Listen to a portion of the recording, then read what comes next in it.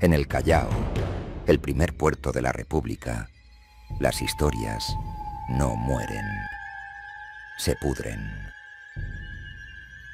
Se convierten en leyendas susurradas en los muelles, en ecos salpicados de salitre y pólvora. Historias de poder, de lealtades compradas con dinero sucio y de silencios pagados con la vida. Y en el corazón de esas leyendas habita un nombre, un alias, una sombra que se alarga desde los días más oscuros del dominio de Chimpum Callao hasta los pasillos de mármol del Congreso. Según un revelador informe del portal Sudaca, publicado el 27 de diciembre de 2021, un hombre llamado Wilbur Castillo, antes de ser acribillado con 25 balazos, habría dejado un testimonio, una confesión. En ella, describía los engranajes de la presunta organización delictiva Barrio King. Y en ese testimonio le habría puesto un apodo a la entonces alcaldesa del distrito de La Perla, Patricia Chirinos. El alias era Woman del Callao. Hoy, esa mujer es congresista, tercera vicepresidenta de la República en su momento, la autoproclamada fiscalizadora implacable. Pero lo que vamos a desenterrar esta noche no es su currículum. Es la cuenta pendiente, la historia detrás de la historia. Vamos a explorar la posibilidad de que su carrera política no sea una escalera al servicio público, sino el eco inevitable de esa sombra, de ese alias. Este video es sobre la herencia maldita del poder chalaco y cómo, quizás, nunca se abandona del todo. Porque la Woman del Callao no es solo un apodo que ella niega rotundamente. Es el ancla conceptual de un modus operandi, la factura que el Perú, tarde o temprano, podría tener que pagar. Para entender la fatalidad, primero hay que entender el linaje. Patricia Rosa Chirinos Venegas no es una improvisada.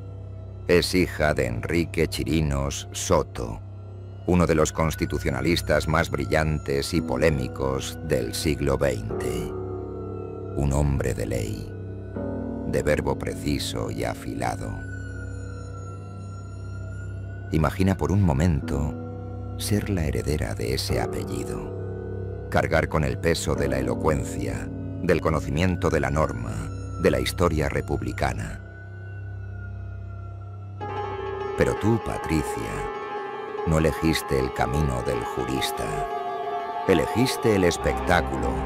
Tu primera arena fue la televisión, reportera en el programa de Magalí Medina, La Urraca. Allí, entre las luces y las cámaras, aprendiste una lección fundamental. El poder no reside en el argumento, sino en la exposición. En la humillación pública, en la creación de un personaje, aprendiste que para las masas no importa tanto la verdad como el titular del día siguiente. Un entrenamiento que, años después, te serviría en un escenario mucho más salvaje que la farándula limeña. Y entonces diste el salto, pero no a cualquier lugar. Aterrizaste en el corazón del poder chalaco, el movimiento independiente Chimpum Callao. Piénsalo bien. No fue un partido tradicional, era un feudo. Un sistema de lealtades de concreto y acero, gobernado por figuras como Alex Cowrie y Félix Moreno. Ambos, tiempo después, sentenciados por la justicia. Según un reportaje de Nativa TV, tú misma te sumergiste en esa estructura. Fuiste regidora, consejera regional y finalmente, en el 2014, alcaldesa de La Perla. la primera mujer en lograrlo, un hito o una coronación. Te convertiste en la ahijada política de un sistema que hoy es sinónimo de redes criminales y corrupción institucionalizada. Tú misma, en una entrevista para el diario Correo del 3 de diciembre de 2015, dirías, al ser consultada por el asesinato de Wilbur Castillo, lamento su muerte, pero no tengo nada que ver. Una frase precisa, legalmente intachable, pero el hermano de Castillo, Roberto, según reportes de la época, te acusó públicamente. Dijo que habrías amenazado a su familia, que Wilbur había grabado un audio tuyo con Félix Moreno que probaba la existencia de mafias en el Callao. Tú lo has negado todo, siempre. Pero la profecía oscura ya estaba escrita. No lo sabías entonces, pero el costo de ser la reina de la perla era arrastrar para siempre la pesada sombra del puerto, la mancha de Chimpum Callao. Una mancha que, como el óxido en los barcos, nunca desaparece. Solo se pinta encima. Y vaya que intentaste pintar encima. Saltaste a la política nacional en el 2021 con Avanza País. Te vendiste como la antítesis de todo lo que representaba el gobierno de Pedro Castillo. La defensora de la democracia, la fiscalizadora. Pero el método, el ADN, era el mismo que aprendiste en la televisión y perfeccionaste en el Callao. La demolición del adversario. Gritaste corrupto a un presidente en pleno mensaje a la nación. Un acto que muchos vieron como una valiente afrenta y otros como una performance para las cámaras. Te burlaste del físico de la entonces ministra Betsy Chávez, llamándola ancha, robusta e ineficiente, según reportó Canal N en mayo de 2022. Y el 7 de diciembre de 2021, en un debate que reportó Infobae, llamaste terruco al congresista Guillermo Bermejo. Cuando la presidenta del Congreso te pidió que retiraras la palabra, tu respuesta fue una burla. Retiro la palabra terruco. El desdén como arma. La ofensa como estrategia. Pero la verdadera encrucijada, el punto de no retorno, no fue un grito, fue una firma. La moción de orden del día 7565. Tu obra cumbre. El inicio de la guerra total contra la Junta Nacional de Justicia en el año 2023. El camino sensato, el que cualquier político prudente habría tomado, era el de la legalidad, el del debido proceso. Si creías que los miembros de la GNG habían cometido una falta, existían los canales constitucionales para investigarlos. Pero tú elegiste la vía de la demolición sumaria, una investigación de 14 días para remover a todo el pleno de la institución encargada de nombrar y destituir jueces y fiscales.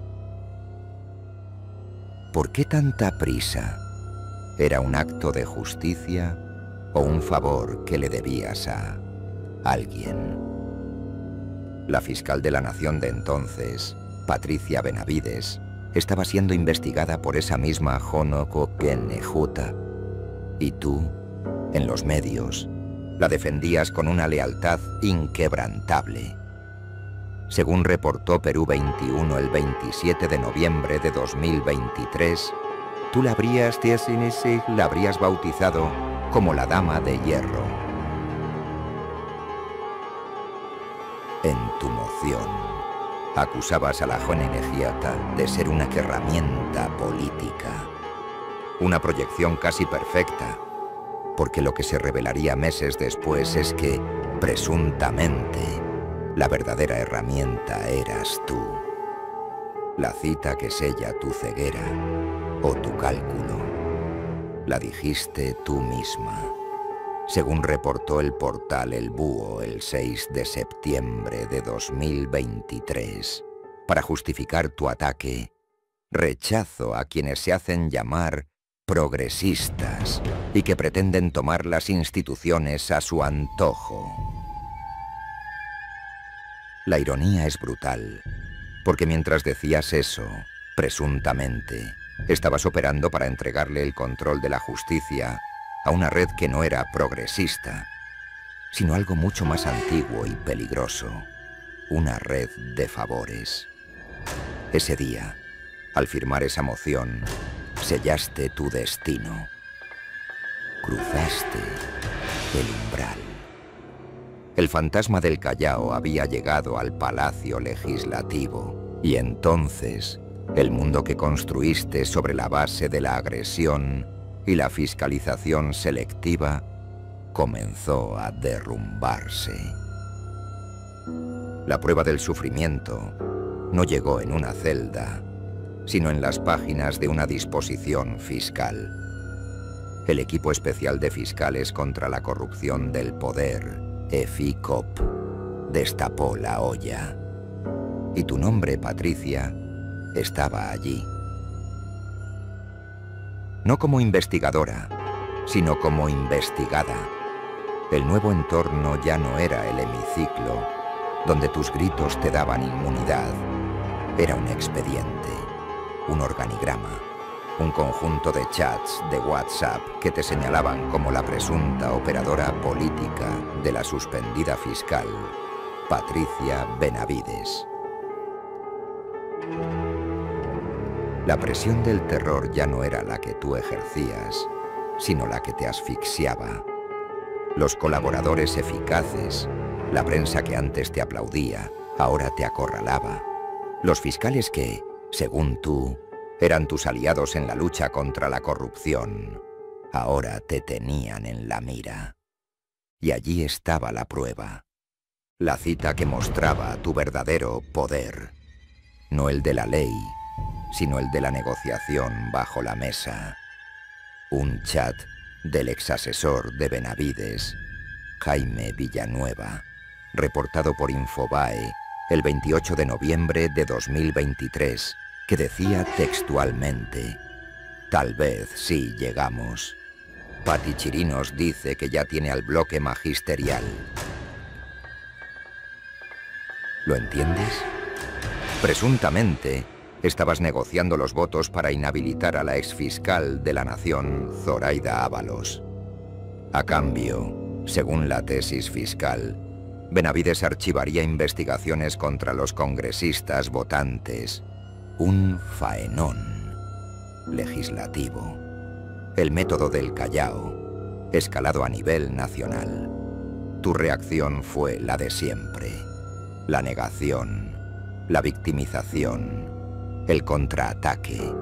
Desde España, a donde viajaste en diciembre de 2023 argumentando una persecución, le dijiste a Panamericana Televisión que el líder de la mafia caviar era el expresidente Martín Vizcarra.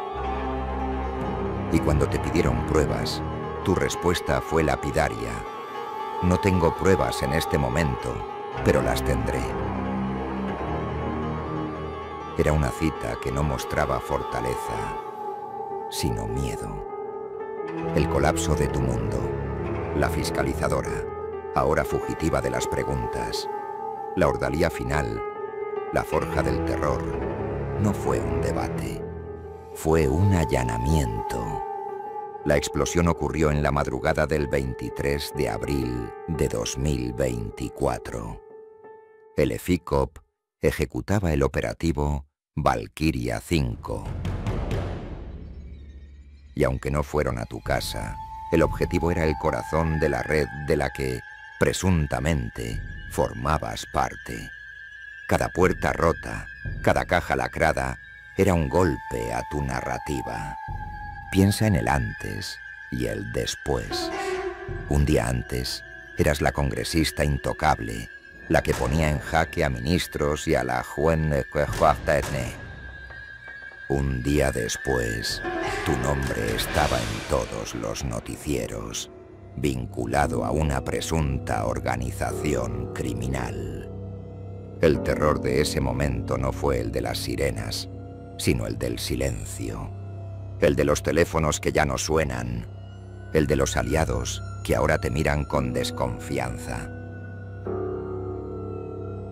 El pánico interno se manifestó en tus declaraciones, cada vez más erráticas. Acusaste a todos, desde la casta caviar hasta el periodismo, de una conspiración en tu contra. Pero ya no sonaba a denuncia, sonaba a desesperación. La cita que demuestra el pánico es de la propia Fiscalía Suprema, a cargo de Delia Espinoza. El 5 de marzo de 2024, la República informó que se te abría investigación preliminar. Se te acusaba de promover una denuncia contra los jueces que protegieron a la Jonne N.J. y, sobre todo, de ser la intermediaria para captar votos a cambio de archivar investigaciones.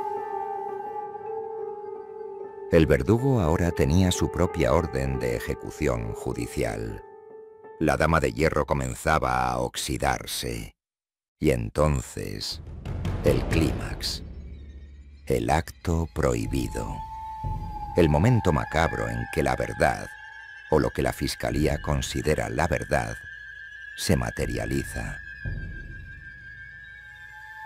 No fue en una sentencia, fue en la lectura, en vivo y en directo para todo el país, de esos chats. Cada palabra de Villanueva, cada coordinación, cada nombre, era un clavo en el ataúd de tu credibilidad. Pati Chirinos dice que ya tiene al bloque magisterial. He hablado con algunos y conseguido asomos. Faltaría PL, Perú libre. Era el despiece visceral de la política peruana. El mercado persa donde la justicia se tasa en votos. La victoria de los fiscales, al revelar esto, se sintió sucia, brutal, porque no solo te exponía a ti, exponía la miseria de todo un sistema. Fue una victoria pírrica que no limpió la corrupción. Solo nos revolcó a todos en ella. Demostró que el Congreso no era un templo de la ley, sino, presuntamente, una casa de cambio de favores ilícitos. Y tú, Patricia, eras la cajera. Pero la historia, en el Perú, nunca termina con la detención o la acusación. El horror posterior es a menudo peor. El fantasma personal que te persigue no es solo la Fiscalía. Son tus propias decisiones, tus alianzas. Como tu decisión, revelada por Infobae, el 14 de septiembre de 2023, de contratar como asesora a Adrián Villafuerte. ¿Te suena el nombre?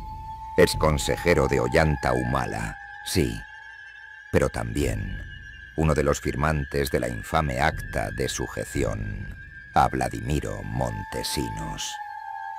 Tu defensa fue el testimonio más escalofriante de tu filosofía política. Dijiste, en política, todos los viejos tenemos antecedentes.